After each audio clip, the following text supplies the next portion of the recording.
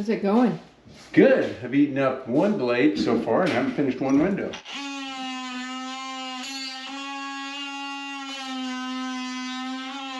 Well, I don't know if it's going good. We'll see if I can get this window out. The screws, there's 6 screws in each side, or 3 in each side, and I can turn them easily, but they don't pull out. So I'm not exactly sure if they're going to slide out of my way or if I'm going to have to try to cut them.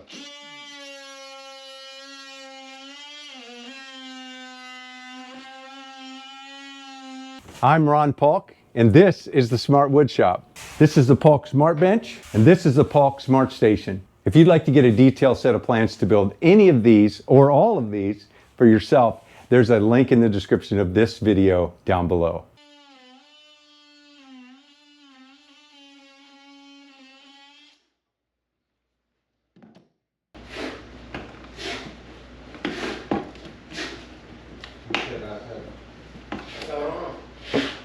There's a bead of caulk for you.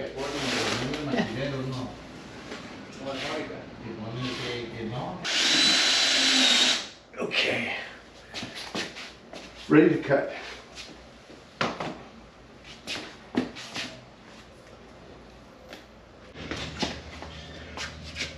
So I have 3 tap cons, 2 1/4 inch into each of the bucks, and the bucks are full width of the window, so the flange goes right against them, both sides and the top. Previously, the buck was this, which was maybe 1 inch wide, and it had a bevel on the back, and it was installed this way about here because I cut some drywall away to put the wider buck on, and it was on with 3 masonry nails. So I have, again, 3 tap cons, and they're out of the spacing because now I'm going to put in tap cons through the window in each of the pre-drilled locations, so you can see those are where the window screws, at least they're going to go. And I think I didn't mark them on the sides, but they're pre-drilled. And I went ahead and caulked these behind on, and then I put a little big stretch there, and I'm going to pull the window in against that and then attach it, and then of course I'll be caulking the outside completely up. And under here there's a little air space because there was tile here, so this is finished. So I'm not exactly sure how I'm going to finish this out, but it'll be caulked tight to the sill, and I'll probably put a piece of treated in to this and then put my trim on top of that. So my trim's going to go over this drywall and case around, so I'll figure that out and know for the future ones. But there was nothing there other than tile sitting here, which I broke off. So now I'm going to set the window.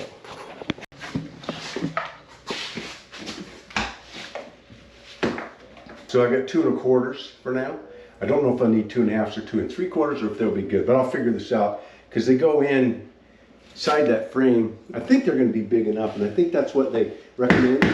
But I just want to be sure because I need to have 1 1/4 inch embedment into the CMU blocks. Before I put screws in, I want to test fit with this. And then this one drops in like that. And then tip up. Those drop in. Well, it looks like it works, huh? It works. So now, can't really hold that real well.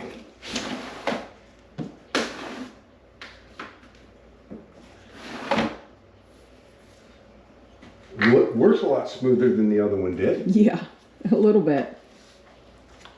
So I've got it kind of even spacing.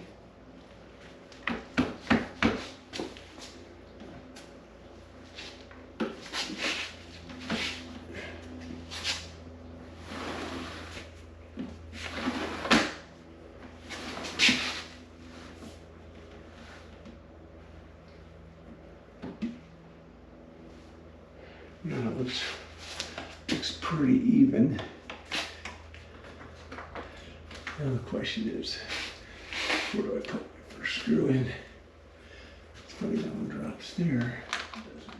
As I was editing this video, I realized that I didn't have any footage showing you kind of the final install of the window. I was so busy on the window, and Chris was helping me keeping things dust free with the vacuum, that the camera got set aside and we just didn't finish it up. So to finish this video, I fired up the camera and came in here. Now this is a couple of months later. I've only still installed the one impact window. In fact, of the thousands of windows that I've installed in my career, this is the first one that's in a concrete masonry block, masonry block wall. And so they have a terminology. The attachment piece is called a buck.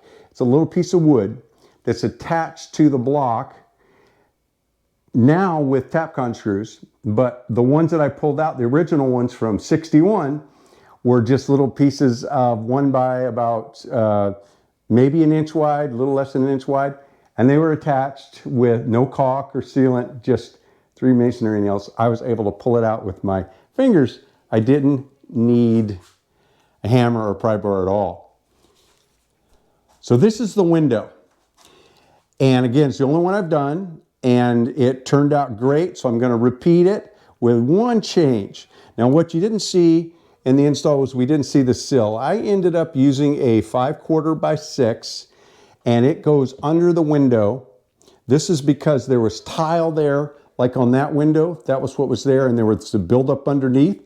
So I was able to put a full 5/4, which is 1 inch net, and put that in, slide it under, attach it with Tapcons as well. And now what I'm going to be able to do is put trim around this window and all of my windows. I'm going to put a 3/4 inch liner all the way around, and then the same trim that I put around the interior doors, and it will be the exterior doors as well. I like that detail. I know it's a Florida thing to have this kind of drywall finish around. Maybe it's clean, fresh looking, but being from Washington and being a finished carpenter, the only houses that are finished this way are the lowest priced, cheapest homes in the state. And so I just have that feeling it's cheap looking. I want wood, I want trim. So I've got this set up so I'll be able to attach the trim. I'll be able to attach it here, but what I'm going to change in the future windows is I'm not going to stop the buck right here the way I did on these. I'm going to bring the buck pretty far out. I'm going to not tear up my corner. I'm just going to stop it back in here, bring it out to there, and that'll give me a lot of nailing for the trim. So it won't make any structural difference, but it'll just be easier for me as the finished carpenter. But here's the window. I really like it. You can hear that. That has that. It's a Miami-Dade impact window. So it's not just a hurricane window, it's impact. These other windows that are in the house, they're just fine. They're updated windows, and they're actually a hurricane window, an Anderson product. But listen to this. You don't need to read the spec to hear the difference in this window and that window. Just delivered the other day was the front door and the kitchen door, and those are impact, full glass, full light impact doors that I need to install, and they are heavy. This glass makes these things a lot heavier. So you'll get to see in future videos of me putting in the rest of the windows and those 2 doors as well. If you're enjoying the Florida Fixer series, then be sure to jump on board, give me a thumbs up, subscribe. YouTube has introduced this new thanks button down below. You click on that, you'll see what to do. Thanks for dropping into the Smart Wood Shop. You stay safe and have a great day.